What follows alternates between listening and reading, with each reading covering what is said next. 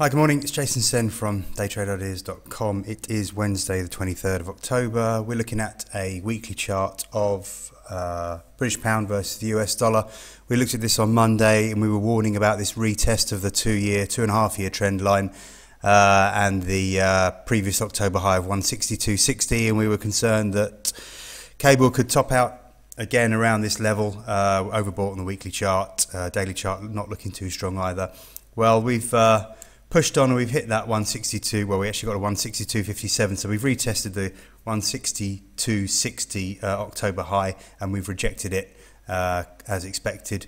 Back below the trend line, this weekly candle already is looking quite negative, and if we continue lower, that's just going to emphasize the fact that we've rejected that that level. We've got a double top. It's all looking quite negative as it stands. We'll just flick onto the daily chart.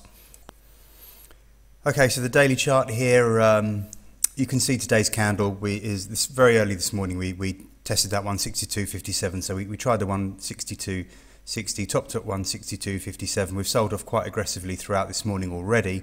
If we were to close here, for example, we'd already be looking at a reversal day, a new high and a lower close. Just bear in mind we have now got a double top here, having retested that October high from 1st of October, I think it was, yeah, 1st of October. More than likely, therefore, we're looking like we're going to head back towards October lows around the 159.20, 158.95 area. That does look the most likely scenario over the next few days. Overbought on the daily chart as well as the weekly chart, and this double top really is what is the most important issue at the moment.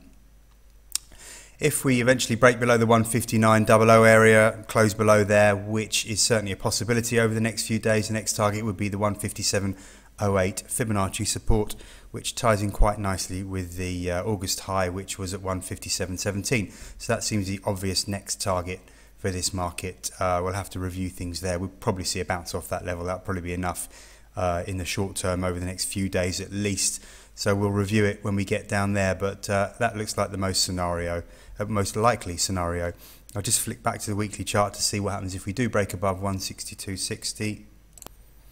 Okay, weekly chart. So clearly if we break above 162.60, we're well through the 2.5 year trend line, which, just note here, we haven't managed to close above, even though it has been pierced, not on a weekly basis at least. In fact, I don't think even on a daily basis have we managed to close above there. Anyway, a breakthrough 162.60 and more importantly a close on a daily basis above there would then probably target the high here at 163.82, and if I'm not mistaken that is the high for 2012, so it's a yearly high. On the way we have got some resistance around the 163.00, 163.10 area. That would be our first target, but wouldn't be at all surprised to see 163.80 test last year's high up there if we manage to break through 162.60, but as I said, I favour a move to the downside to at least 159.20, 159.00 over the next few days. Thanks very much. I'm Jason Sen from daytradeideas.com.